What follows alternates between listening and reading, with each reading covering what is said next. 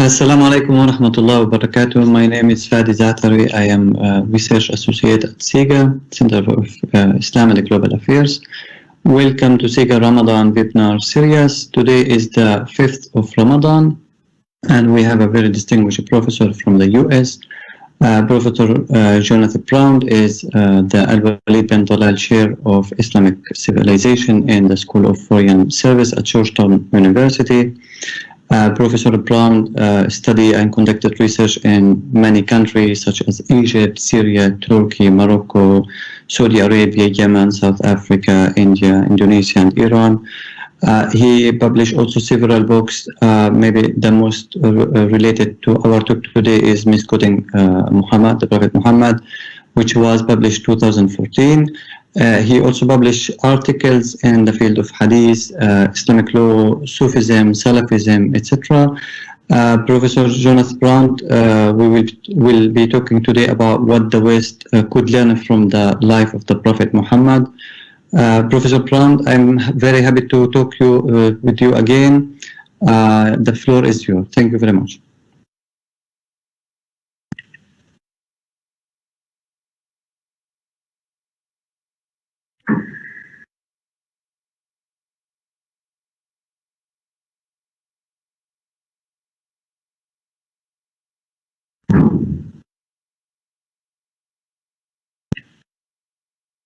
Okay, and now you can hear me?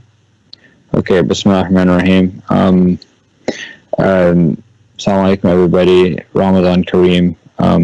Although I should have injected myself with some kind of I guess I would be breaking my fast if I injected myself with adrenaline or something. But it's 8:30 in the morning here, so it's not the most energetic time during Ramadan. But I'll do my best to stimulate myself mentally. And I had I was originally going to talk about a different topic, which would have had better pictures, but I thought that maybe it wouldn't be very spiritually useful, so I changed to this one. But of course, it doesn't really have a lot of pictures. But I thought I'd at least give you some of the information I'll be using in PowerPoint. So here we go. Should be it. Is that so? You're now seeing the PowerPoint, right?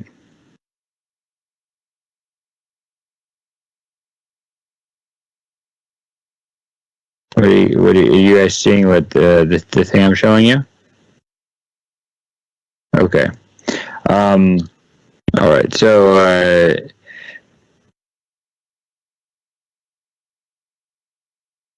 Okay, I think that's better. Yeah, so I want to talk about the kind of what the Prophet Muhammad ﷺ as a kind of example of social justice and how that can be useful for us today. Of course, the term social justice is kind of debated, or at least in the United States, it's kind of got different connotations. If you Google social justice, then one of the first things that comes up is just images of social justice warrior, and I just one of the first images that came up on the left. I thought it was pretty funny, right? So this idea of kind of the whining activist who is sort of always complaining about injustice and doesn't really do anything. But that's not what we're going to talk about. But I just thought it was a pretty funny picture. But of course, social justice is as a concept, right? It's a very positive concept. It just means that, what does it mean, right? If you considering that American Supreme Court justices will look up the dictionary definitions of stuff when they want to do statutory interpretation, I thought, why not just look at some dictionary sources of what this means? So Webster says it's a state or doctrine of egalitarianism. Dictionary.com has, quote, the distribution of advantages and disadvantages within society. And so you have here kind of two well-known kind of themes that are in tension, right? One is notion of egalitarianism, and which means sort of everybody's equal.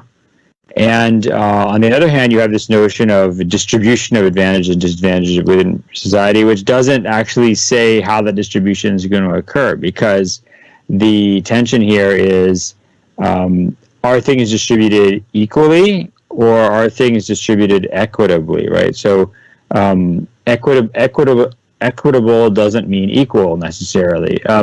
If we have a pie and let's say Fatty and Eunice and I are sitting around and we have a pie, we say, let's divide up the pie. Kind of the equal or default thing we would do is divide it up. Each of us gets 1/3, right?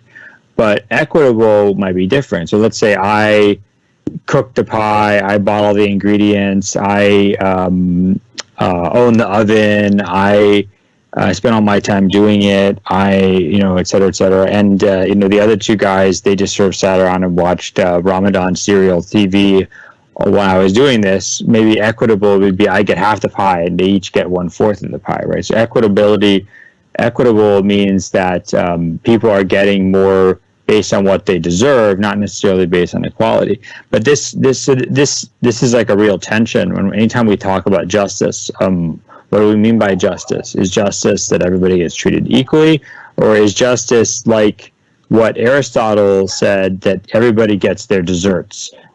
By the way, when you use that word just desserts, we have to remember it doesn't mean the stuff you eat after dinner, like ma'mul or kanafe and things like that, but desserts in the sense of what you deserve. So for Aristotle, justice is everybody gets what they deserve, which is, of course, we see this also in the hadiths of the Prophet ﷺ, where one of the elements of being just is ita'i kullu dhi haqqin haqqahu, right? So giving everybody who has a haqq their haqq, this is justice. Or as in classical Islamic thought, al-adl wad'u kulli shay'in fi mawdu'ihi. So justice is putting everything in its proper place, giving everybody their proper due. I just was thinking about definitions that I would come up with for social justice, and it was just the fair or just distribution of resources and opportunity within a community. So the kind of, when you talk about this idea of justice and community, you have two major questions, right? So is this justice, equity, or equality? And then who determines that, right? So if you say it's equity, who gets to make the decision about who gets what and who deserves what? So if we talk about that pie example, if it's me, Fatty, and Eunice about who gets how much of the pie, who gets to make that decision? Obviously, that's a very powerful position. And then second, what are the boundaries of that community? And this is something that's really important. It's always been important, but we can see it being very important today. I mean, let's take an example of the United States. Like who's in the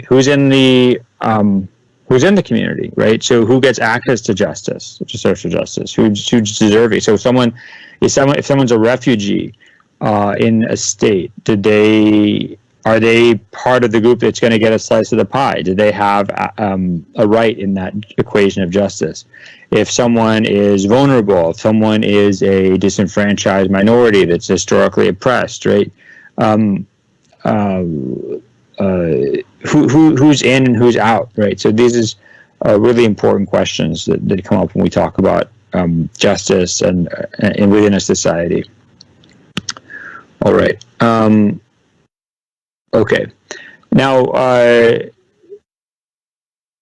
well, first, I mean, let me just go back to kind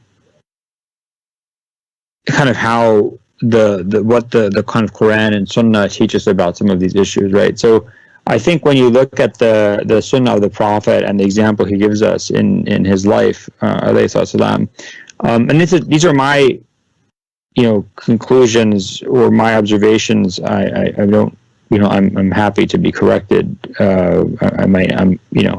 I did do the best I can, but one is that what you clearly see is equality of legal rights. So everybody in the Prophet's community has access to justice. Everybody has the same legal rights, but there's equity in terms of duties. So not everybody has the same obligations, not everybody has the same duty. So duty would be determined like equitably, whereas rights are equal. And of course, one of the most famous aspects of this is the Prophet, his complete rejection of racial discrimination, both in terms of what we'd think of as like race as skin color, right, phenotype, where he says very famously,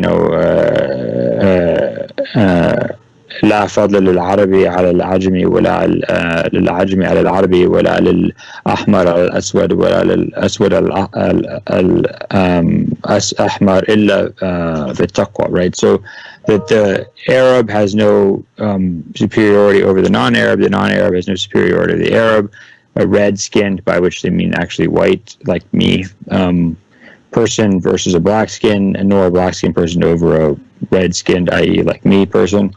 Except in taqwa, right? So there's a famous hadith in Musnad Ahmad ibn Hanbal that the only thing that matters in a person is their virtue in the eyes of God. Hang on. There's just some sound happening, guys. Don't make too much noise. Sorry, just some kind of drama with kids going on in the background. And then, of course, also the Prophet's complete rejection of tribal chauvinism, right? So the idea that just because you belong to a certain tribe, you're better, or belong to a certain and that kind of should be allowed to create strife. And so there's the famous example of like when the Prophet ﷺ comes out and he hears the Aus and the Khazraj just started to talk about their historical conflicts with one another and started to kind of get back into some of the nasty talk around their tribes and their competition and conflicts with one another. And the Prophet comes out and says, "Hada muntin, this is filthy. This is disgusting. This is putrid." This kind of a discussion. What's also very interesting, right, is I think this is really interesting in the life of the Prophet, is that there's very little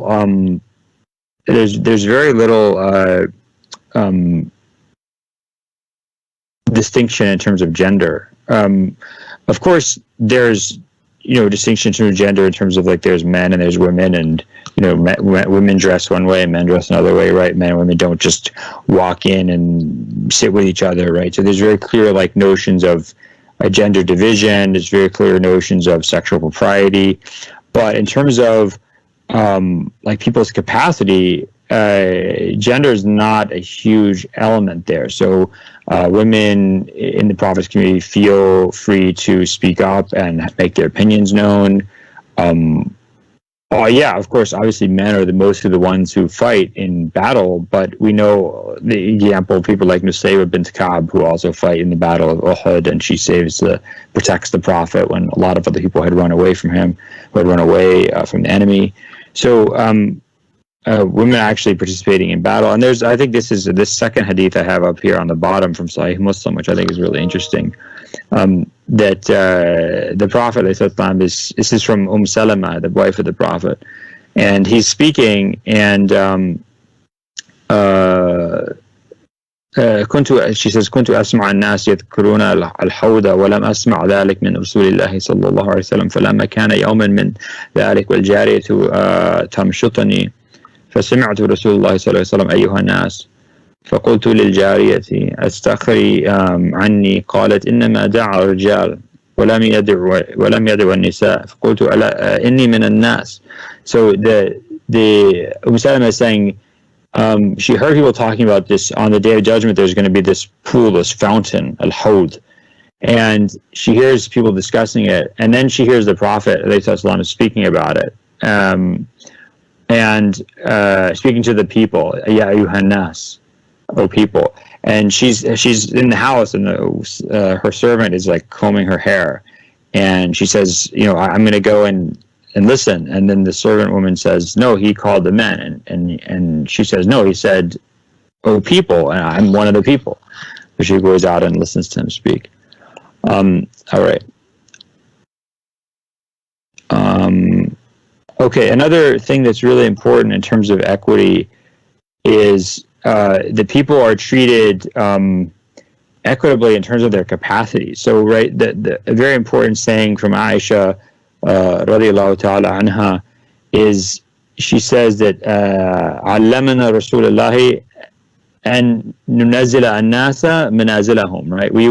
The Prophet taught us, the Prophet commanded us to put people in their proper places, right? So to use people for their proper tasks, to use people for their proper purposes, and to put them in their proper places, not in terms of like, oh, you're bad, I'm going to put you in your place, but in the sense of you people should fulfill their correct roles in society, and there's a good example of this also in Sahih Muslim, which is the top hadith from Abu Dhar, right? So Abu Dhar al-Ghifari, where the Prophet says, Ya Abu Dhar, inni araka da'ifan, wa inni uhibbu laka ma uhibbu li nafsihi, wa la ta'ammaranna ala ithnain, wa la tawaliyanna mala yatiman, right? This is a really interesting hadith. The Prophet says to Abu Dhar, alayhi salam, he says, I love you, and I want for you what I'd want for myself, but I see you're a weak person. You're not, you're like a very spiritual person. Obviously, he's almost an ascetic, especially after the death of the Prophet. In the early years of the Muslim community, Abu Dhar goes and basically lives in the desert. He basically becomes like one of the first Sufis. So he says you're a weak person. You're not going to be put in charge of other people. You're not going to be even put in charge of two people, and you're not going to be in charge of the wealth of an orphan, because that's not your capacity. That's not your capacity. So it's a very important lesson. And of course, the fact that the early Muslim community uses people's talents without any concern for their background, without any discrimination. So whether it's Abdullah bin Mas'ud or Abu Musa al-Ashari or Mu'adh bin Jabal or Abu Huraira, right? So these people are all basically shepherds or small-scale merchants from Western Arabia, and these are the people who are put in charge of, Basra, Kufra, Isfahan, Sana'a in Yemen, right? So they, their background doesn't, or Salman al-Farsi, for example, is made the governor of Isfahan. He's a former slave, right? And then so many of the early scholars, Makhul al-Shami, Nafi', Muhammad ibn Sirin, Ikrimah, these are all the major scholars of the generation of the successors, and then the next generation. A number of the major scholars are not only not Arabs, right, but they're actually, Berbers or Persians. They're actually former slaves. So they were actually slaves and they're freed, and they become like the leading scholars of the Muslim community. Okay.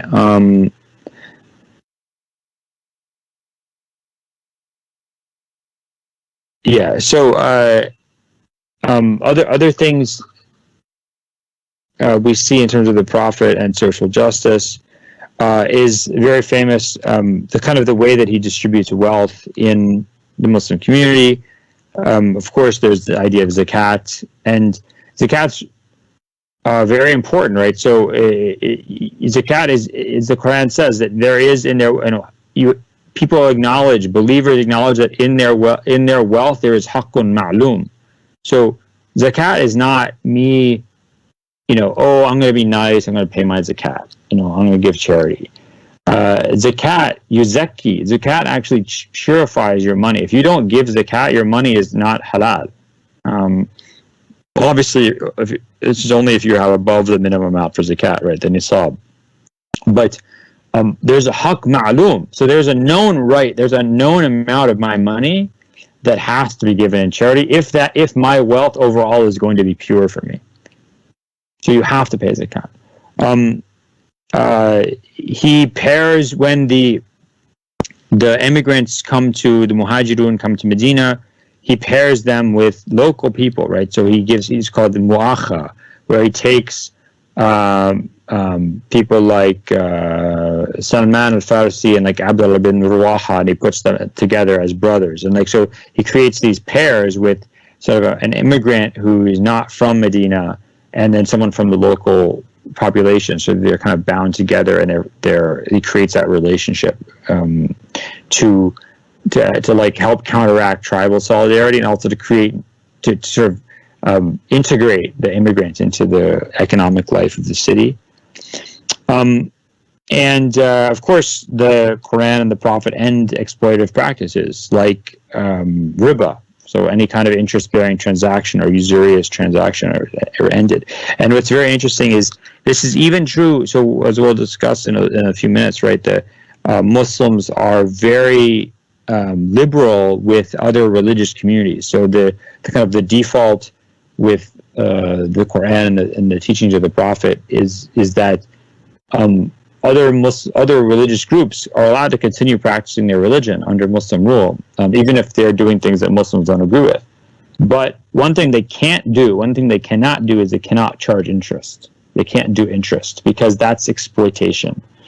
And so the famous treaty that the Prophet signs with the people of the Christians in Najran, in what's now kind of right on the border between Saudi Arabia and Yemen, he says, no one's gonna touch your bishops and your monks, and you can continue to practice and have your crosses and everything, but you can't charge riba. You can't charge riba. Okay, so what are the boundaries of the kind of Muslim community? I think if you think about the community of the Prophet, ﷺ, you see, and then I think in general in Islamic civilization, you see that there's a kind of three concentric circles, right? So there's the first is like the Ummat al-Muslimin, so the community of Muslims, of believers. And then you have the kind of Dar al-Islam, which is the world that is governed by Muslims, but it has significant non-Muslim population, right? So I was just seeing the other day that Istanbul in the kind of 1880s and 1890s, Istanbul was like it was about 50% Muslim and non-Muslim. So about 50% of Istanbul was like Greek and Armenian Christian, and there's also some Jews and other communities. But I mean, so it came to the 1880s and 1890s, and Baghdad. Even in after World War I, Baghdad's about 1/8 Jewish population. So the population of Baghdad, even in the early to mid 20th century, was 1/8 Jewish. And of course, cities like Salonika, in what's now Greece, but was in the Ottoman Empire, right? Salonika was one of the few cities in history that was majority Jewish population in the Ottoman Empire. All right. Okay, and of course the example that people love to discuss, and I think appropriately discuss, right, is the Sahifat al-Medina, right, what's called the Constitution of Medina, which is this document that the inhabitants of Medina come to an agreement on. Of course, what's really interesting, right, is that when the Prophet arrives in Medina, the majority of the population is not Muslim. I mean, they're not only not Muslim, but they're actually Jewish, so different Jewish tribes. And there's it's not actually clear when he does this, but in Sahih Bukhari there's a hadith that talks about at some point in Medina. My guess is it's pretty early, but maybe 4 or 5 years after the Hijrah. But the Prophet ﷺ has a census. He basically says that people who've declared themselves Muslim, let's get a list of their names. And there's only about 1,500, so only about 1,500 people in Medina that are Muslim at that point. And if you think later on that some of the estimations by like Imam Shafi'i are that there's like 30,000 people in the kind of greater Medina area who are Muslim by the end of the Prophet's life. You can see like how maybe small the Muslim population was originally in Medina.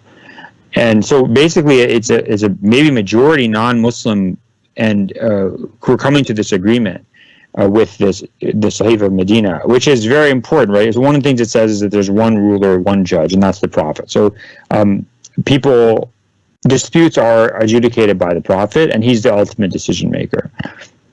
And there's this great line in the Sahifa, right, that Yathrib haramun jawfuha li ahli hadhihi Sahifa. So the kind of the interior of Yathrib is a haram for the people of the Sahifa. It is a place, a sanctuary where they're safe. And very famously, it says they make war together, they make peace together. And there's a very stressed over and over again in the Sahifa is this notion of justice and help. So mutual aid and mutual justice. Over and over again, it talks about aid and equity between the Jews and the polytheists and the Muslims. 10 times the Sahifa talks about how each of the clans, from the different clans within the Khazraj, different clans within the Aus, the different Jewish clans, they must act according to al-qist wal-ma'ruf. Al-qist wal-ma'ruf. Qist is justice, and ma'ruf is what is right. 10 times it says this. They must act according to what is just and what is right. And of course, the Quran orders Muslims, not just at the time of the Prophet, but throughout time, right? Very famous verses. Ya ayyuhalladhina amanu kunu qawamina lillah shuhada'a bil qist wa la yajrimannakum shana'u qawmin ala an la ta'dilu, right? And then also kunu qawamina bil qist shuhada'a lillah walau ala anfusikum wal walidaini wal aqrabin. So, O you who believe, stand firm by God and be witnesses to justice, and let not your dislike for any community, for a people, make you be unjust, right? Rather, it then continues, right? So be just, because this is closer to piety. And then another verse, stand firm by justice and be witnesses for God, and even if it's against your own selves or against your parents or your relatives. So again, justice is independent of your kin, of your identity, of who your friends are, who your foes are. Justice is an absolute value. Okay. And this is, of course, it doesn't matter what religion you belong to, because there's a famous example in Sahih Bukhari where Al-Ash'ath bin Qais, so one of the Muslims, a very prominent Muslim, is disputing with a Jew in Medina and over some land, and they come to the Prophet to settle the dispute, and Ash'ath bin Qais doesn't have any evidence, doesn't have any witnesses, and the Jewish man brings like witnesses who testify that this property belongs to him, and the Prophet rules on the side of the Jewish man. And Ash'ath bin Qais is like, all right, how are you taking the side of this unbeliever against me, a fellow Muslim? And the Prophet says, this is how we know who has the haqq, is through the bayina, the clear evidence. And he has the evidence and you don't have the evidence. It's very simple. All right.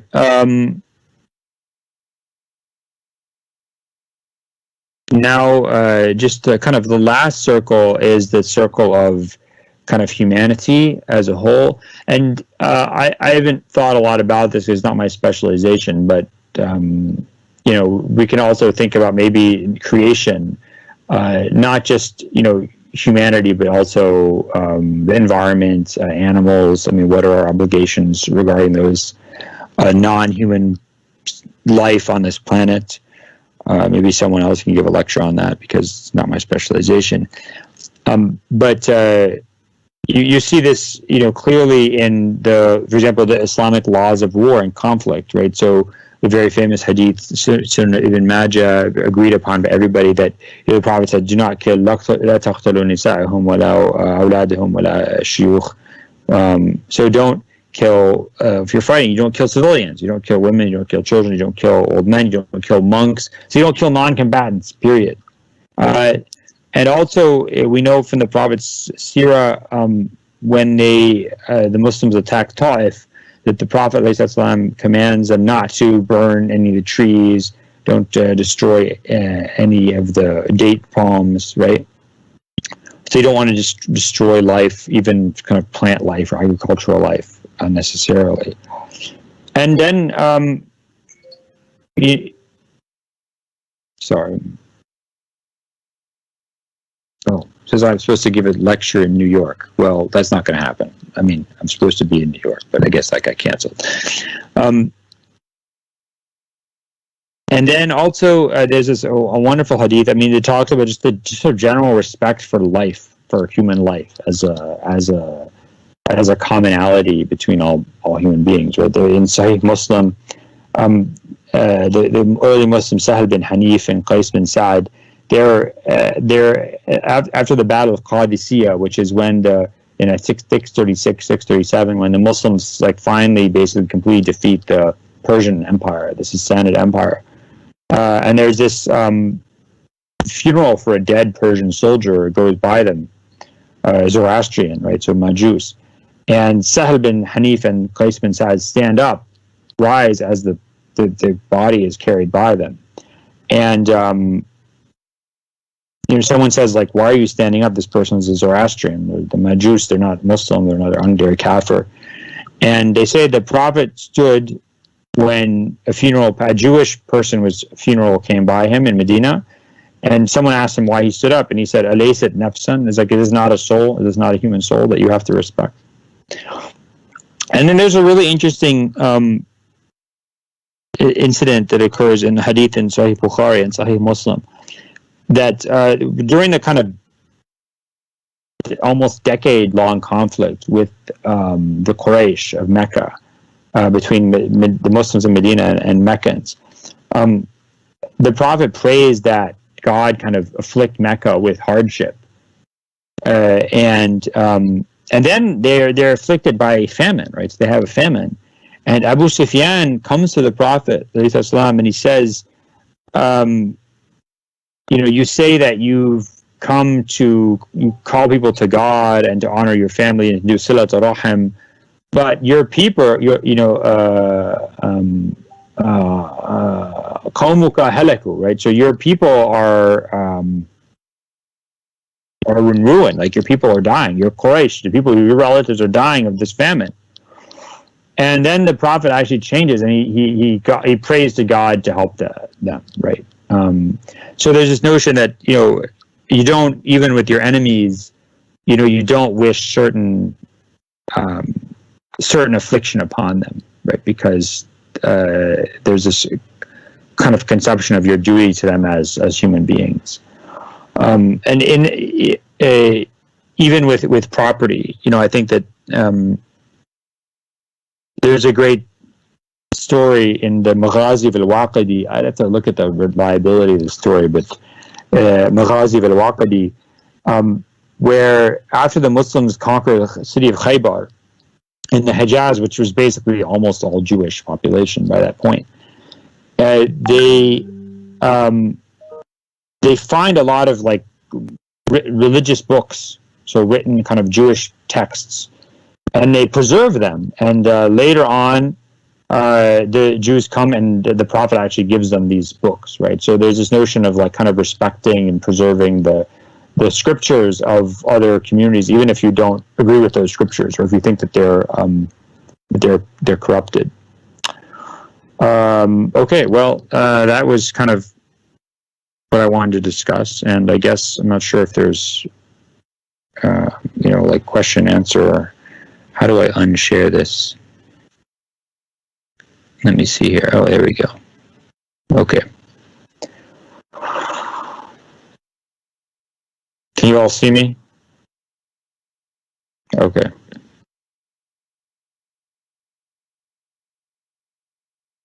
So that's that's it. I can't. Okay, thank you very much for this very interesting topic. We have several questions, but let me start with my question. How could we benefit nowadays practically from the idea of Mithaq al-Madina, or the Medina Constitution? Especially we are living, in the West, we have more liberal political system, even the idea of a state, etc. This is more European idea about the state. It become later American idea, developed in international relation, and become more implemented in the Muslim world. So how can we benefit it practically from Mithaq al-Madina? This is the first question. The second question is about justice. Yes, I do believe justice is one of the main things that we can benefit from the Prophet Muhammad and the Islamic tradition. And we can see this also in many of the political Muslim thinkers. They are discussing a lot about social justice, political justice, economical justice, etc.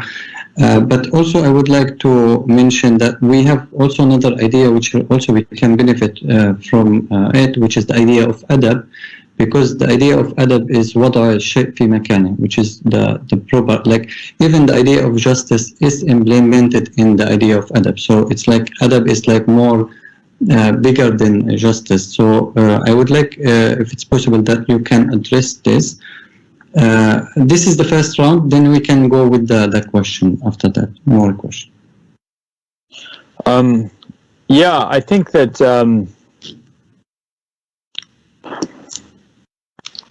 in some ways, I think in a lot of ways, the kind of Muslim conception of kind of liberty or liberalism is more useful for today, right? So, like, and I've written about this in the past, if anyone's interested in it, but, oh, look, my shirt's from Turkey.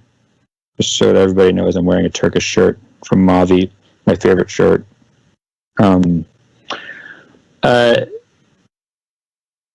Like in the United States, for example, it's as Americans like say, it's a free country, right? But in terms of, there's a lot of areas of life which are very restrictive, even in terms of religion. So, like if you're not allowed to have more than one wife in America, right?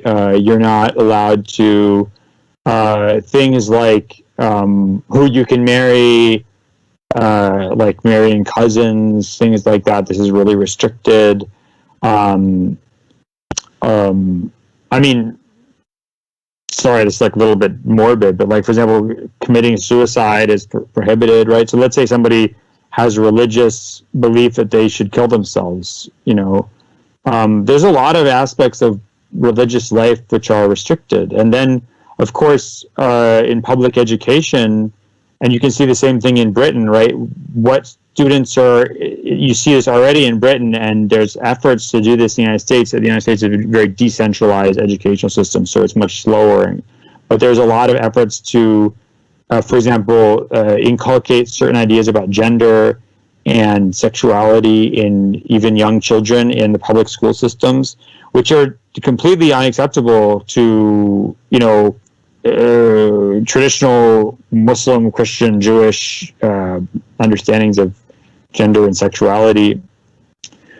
So, whereas, in the Constitution of Medina and Islamic civilization in general, like there was a real belief that if people had a religious beliefs, they should be allowed to follow those religious beliefs, provided they're not harming others. And I think this is kind of ironic because people often associate this, what's usually called like the Mill rule after John Stuart Mill, this idea of, you can do whatever you want as long as you're not hurting others. They really associate this with the West. But in fact, I think that there's the notion that oftentimes that rule is not really followed in Western understanding of religious liberty.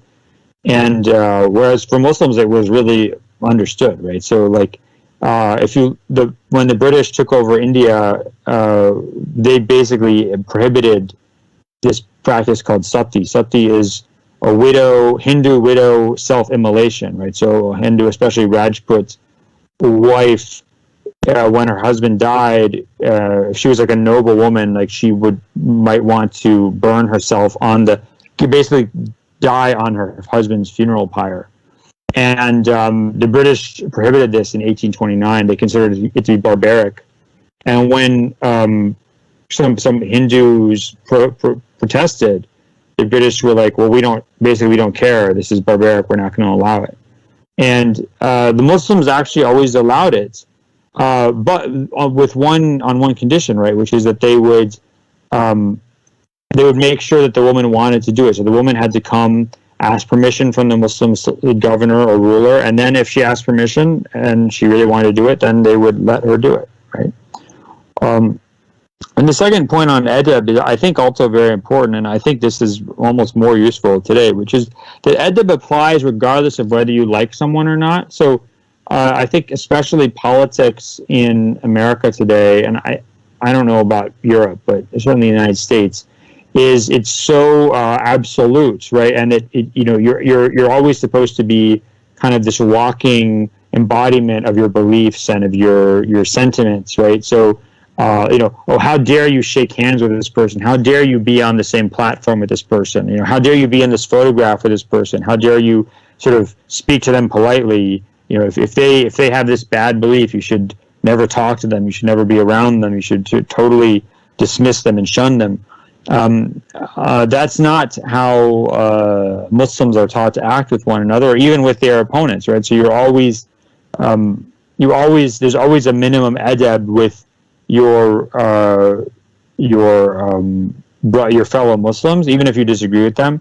And there's a famous hadith about this, in the Sunnah of Tabarani, Mujam of Tabarani, about the different neighbors, right? So your neighbor who's a Muslim and who's your relative has like three haqs. Like you have the haqq of being a Muslim, the haqq of being your relative, the haqq of being your neighbor. And the neighbor who is a Muslim and your neighbor, they have the haqq of being a Muslim, the haqq of being a neighbor. And then the neighbor who's not Muslim and who's not your relative, they still have this haqq of being your neighbor. And that means you have to give them money if they ask for it. You have to congratulate them if something good happens. You have to give them condolences if something bad happens. You have to offer them food. You can't cook food without offering some of it to them. I mean, so that's all people who are not Muslims. So this idea of, that there's certain duties that we all have to one another, regardless of whether we agree with one another. This is, I think, very important.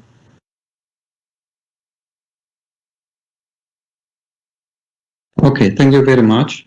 Now we have a lot of the question. Let's maybe take two. The first question is someone asking about, please elaborate more on equity in relationship to gender, keeping in mind that this idea is more Western concept of gender. The idea of gender is Western, so how you can relate this to equality in Islam. The second question is about religious freedom.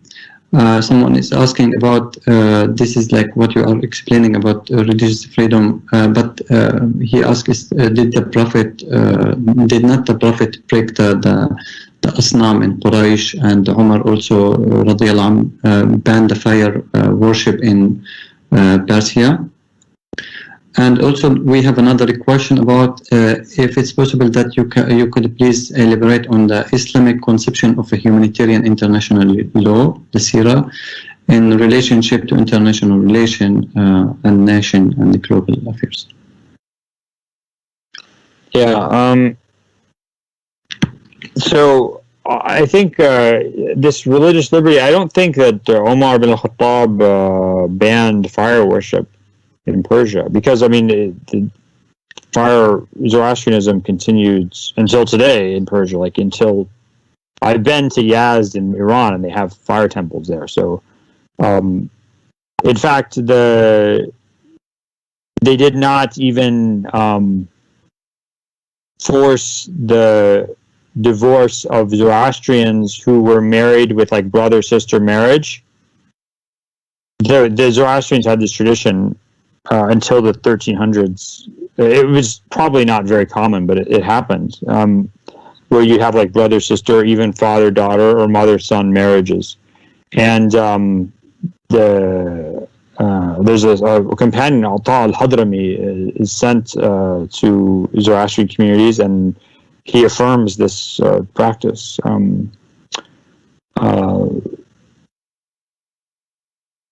And there's a hadith in Sahih Bukhari where it says that Omar commanded that these marriages get broken up, but there's no actual real evidence that he did that. And the madhabs in general affirm these marriages. Muslims don't have anything to do with them. Like Muslims aren't going to like It's just not, Muslims will not touch those people. They can do what they want, but Muslims aren't going to have anything to do with them. But they're allowed to practice that under Islamic law, under Muslim rule. And why? So yeah, the Prophet ﷺ broke the idols in and around the Kaaba, right? But that's because that's the Baytullah al-Atiq, right? This is the actual house that the Prophet Ibrahim alayhi salam built for the worship of the one God. Like that's, you can't have idols there. But I mean, Muslims didn't prohibit idol worship under their rule. Whether even in India, for example, they didn't prohibit idol worship. In fact, sometimes the Muslim dynasties would sponsor or give aid to Hindu temples where there were idols, because they were treated like people of the book. Then on gender, so yeah, I mean, like I this notion of gender is a complicated one, but I mean, we can avoid that by just saying kind of biological sex. So the notion of biological sex is definitely not a Western concept. It's an everybody concept, right? So, and Islam clearly has the understanding that there's male and females, and you might have people who are ambiguous, like al-mukhannath or al-mukhannathun, right? So kind of hermaphrodites. But even those people who are mukhannathun, like you have to put them in one category or the other, right? So just you have to see, like, is this person mukhannath? Okay, are they really a man or really a woman? So no matter what, people have to be put into either male or female category. Even to the point where if someone is like, and this is more like a theoretical question, it's not something that really happens, I don't think. But if you have someone who's what's called khuntha mushkil, where you have someone who is they have no sexual markings, like they have no gender, like a completely androgynous being as an adult, then you would just go by what they're attracted to. So if they're attracted to men, then you'd put them in the women category. If they're attracted to women, you put them in the men category. Yeah, so I think that that's a pretty clear concept. And again, there are rights and obligations that are specific to men. There are rights and obligations that are specific to women. But the default is that, or the kind of the presumption, or the also, is that men and women are dealt with in the same way as human beings, unless you have some reason to treat them differently, right? So this is a kind of a hermeneutic principle that Muslim scholars have when they're deriving law and theology, right? Which, I mean, and you see this over and over again, and just open up any book of hadith, for example, hadith commentary, that any hadith that talks about men or talks about women, the assumption is that it's true for the other sex as well. So if the Prophet says, ayu rajul amal kada, or something like, any man who does this or something like that, it also applies to women, except unless there's an indication that it would not. So the assumption is that what's said about one gender applies to the other gender as well, unless there's some reason not to. Okay.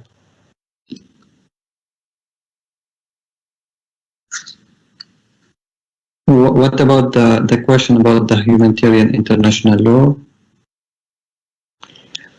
Yeah, I mean, I think Muslims have very developed tradition of kind of laws of war, both what it allows engaging in conflict and then how to act in conflict. And I think it's definitely, it's sort of comparable to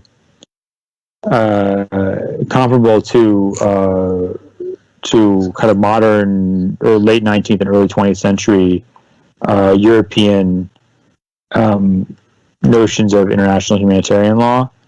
In fact, there's this book, I'm trying to remember I think it's by a guy named Will Smiley. Let me see. I think it's called From Slaves to Prisoners of War. Let me just check.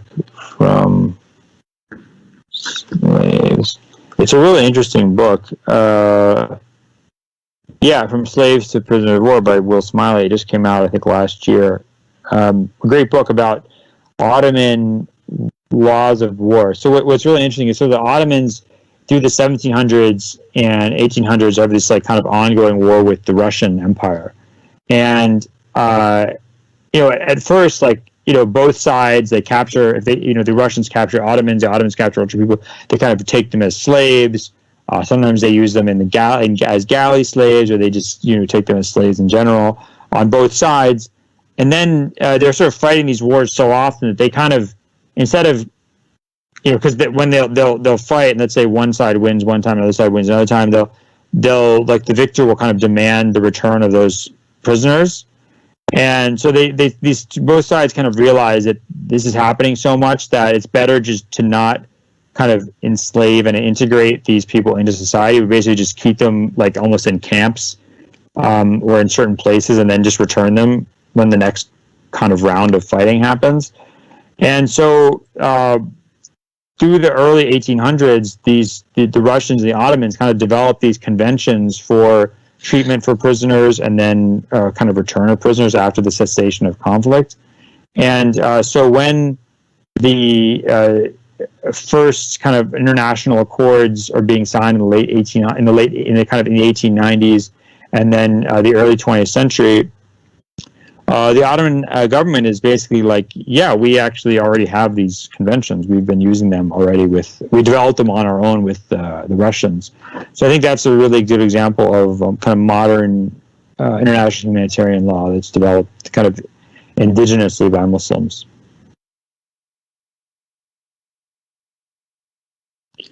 Okay.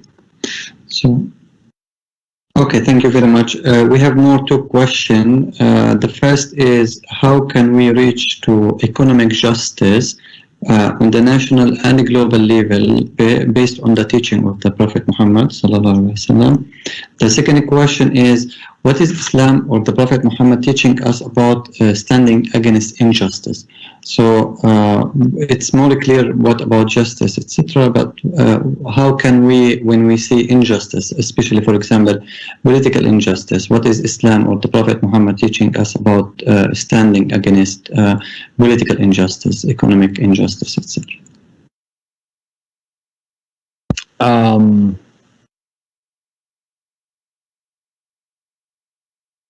Boy.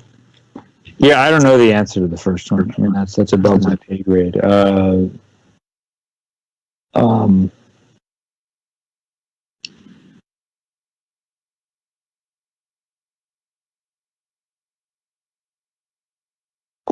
mean, I think that I don't know.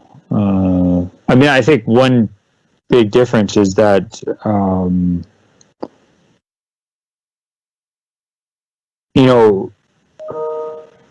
from a Muslim point of view and Islamic point of view, like there's no point in massive accumulation of wealth for wealth's sake, right?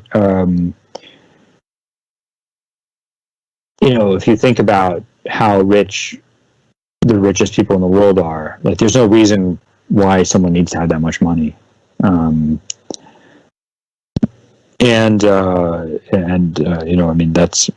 but I'm not sure. I don't really know how to answer that question. Not that it's a very good question. I just don't know the answer. But not in any way that would be beyond what the kind of average Muslim would offer. In terms of standing up for injustice, against injustice, right? We know this is a major obligation of Muslims. One of Muslims' obligations is Amr bil Ma'ruf wa Nahy anil Munkar, and the famous hadith, "Man ra'a munkaran falyughayyirhu bi yadihi wa lam yastati' fa bi lisanihi wa lam yastati' fa that hated in his heart." But that's the weakest of faith, right? So, Muslims are, even if you have to speak up against injustice, and if you can't speak up, then you should at least hate it in your heart.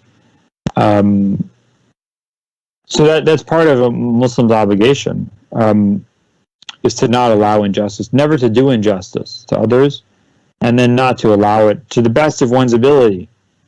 But of course, people are limited in what they can do by fear of consequence. I mean, not required to, if you know that you're going to get arrested and put in prison if you say something bad about the ruler, then you're not required to do that. So I think that's, but certainly that one should not be complicit in injustice. So you shouldn't do injustice to others, and you shouldn't be complicit in it.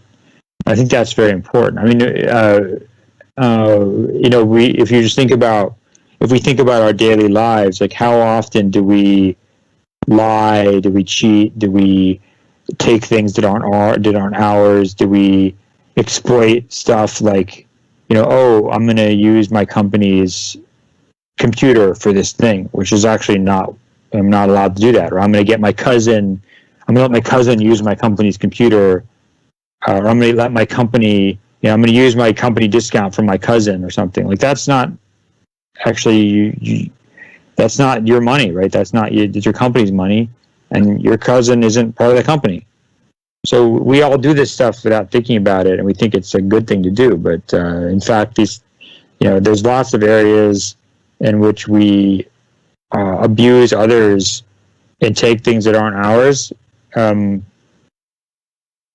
so, even if we can't necessarily change great injustices around us, we can at least not be perpetrators of injustice in our own lives.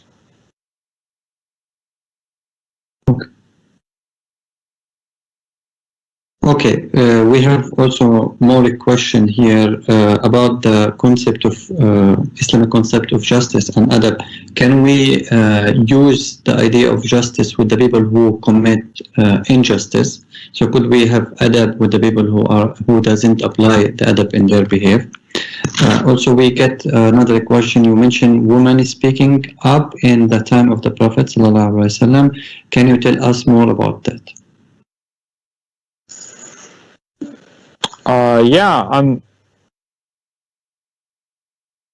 So, I think there's always, the point about adab is that it sort of always applies, right? So you don't, and the best example of this is just the kind of the adab around ambassadors. So if your enemy sends, like, even if you're in a war and your enemy sends like a representative to speak to you, you don't like hurt that person, right? When the Prophet meets the representative of Musaylim al-Kadhab, he doesn't kill that person, right? He meets him outside of Medina and he listens to his offer and he says, "No, I'm not gonna, I'm not gonna give this to you," right?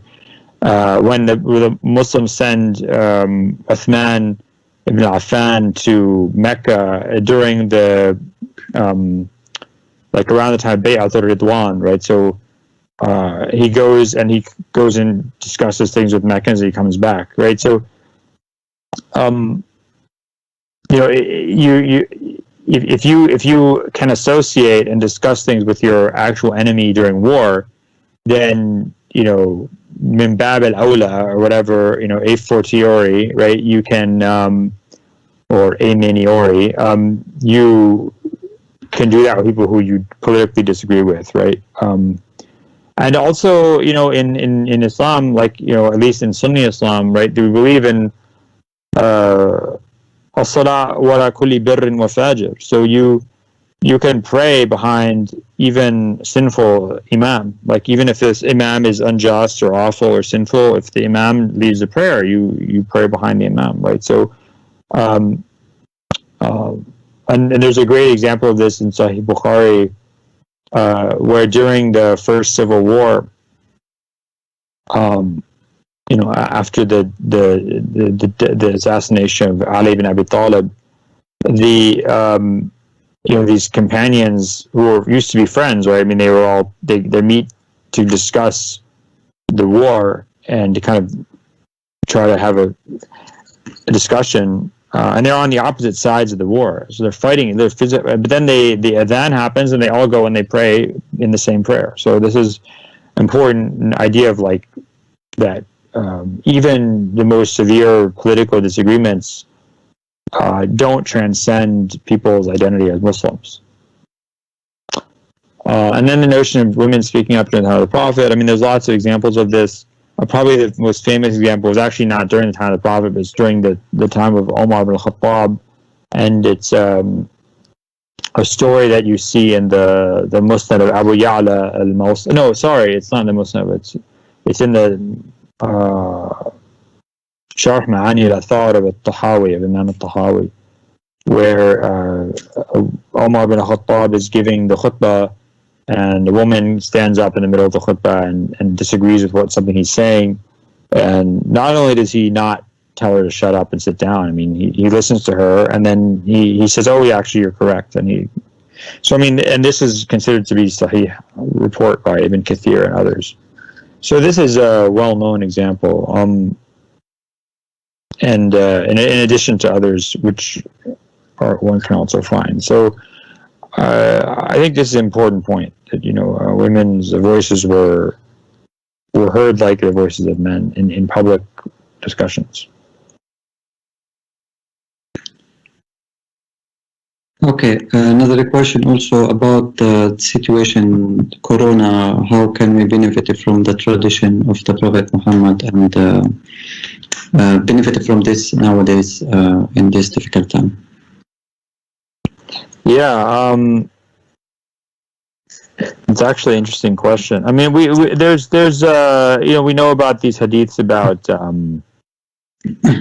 the ta'un, right? So if you're in a place where the Prophet says, if you're in a place where there's a plague, that you shouldn't leave, or you shouldn't go there. So if there's a plague in a city, right, you shouldn't leave the city if you're there, and you shouldn't go there if you're not there. So that's important, right? To have good advice. And then there's I just saw this the other day in the Tahdhib al-Athar of Muhammad bin Jarir al-Tabari, the famous historian, in his massive hadith collection. I think only part of it has survived, but it's been published, I think by Ahmed Shakir, in a number of maybe 7 or 8 volumes. He narrates from Zuhri, from Zuhri via some intermediary from Umar ibn al-Khattab, that he says, "Can call لرجل به داء اجلس مني قيد رمح," right? So the Omar says to the man who has some disease, sit away from me, sit like the distance of a spear's length away from me. And then there's another one which is, I think, not very reliable, but it's still, just in terms of if we're going to be discussing this. So in the Kanz al-Ummal of al-Muttaq al-Hindi, there's a man who has leprosy, and the Prophet said that sit away from me like the distance of 1 or 2 lances. But this is probably made up hadith. There's Hashim. He wants to say hi. Assalamu alaikum. Say salam ala nas, ya Hashim. Say assalamu alaikum. Okay, good. Yeah. Will you? Okay.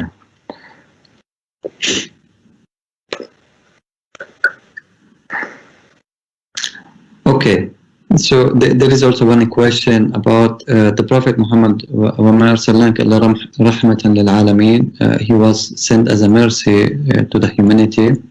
So how should we, as a Muslim, react to the argument that Islam is spread by sword and by violence?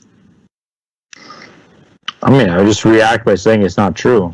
I mean, the Muslims don't spread Islam by the sword. The Muslims conquered territory in the Middle East, but they didn't force anyone to become Muslim. The examples you can find are just 1 or 2 examples of like individuals forcing someone else to become Muslim. But I mean, the fact of the matter is that places like, Iraq in 800 is only 18% Muslim. In 800, only like 15 or 10% of Andalusia is Muslim. places like Egypt, Iran, Iraq don't become majority Muslim until the 1100s. So, and even at the beginning of the 20th century, right, the majority in like 1910, like the Middle East is 14% non-Muslim. So I mean, like Middle East, North Africa is like 14% of the population is not Muslim. Egypt till today is like 10-15% of the population is Christian. So the Muslims don't force people to convert to Islam by force. It's just not accurate.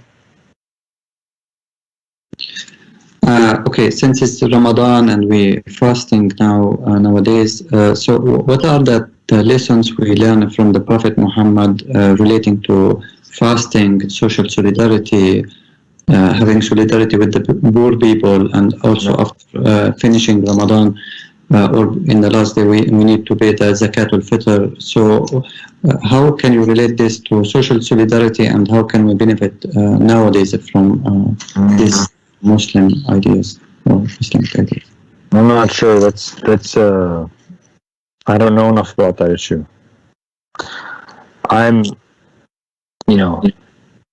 I fast, but I don't know how it works. Okay, I think I have to go because some stuff is happening I need to go participate in. So it was very nice to talk to everybody and see you all, at least Fadi and Eunice's picture. And I hope that it was useful talk for everybody. Okay. Thank you very much. Thank you very much. We are very happy always to have you. Hopefully next time we will have you in the campus, not online. So that will be better. Inshallah. I miss Turkey. Yes. Turkey also. Tomorrow we will continue our seminars, and tomorrow we will have Jasser Ouda, Professor Jasser Ouda. Professor Jasser Ouda was also visiting us several times in Siga.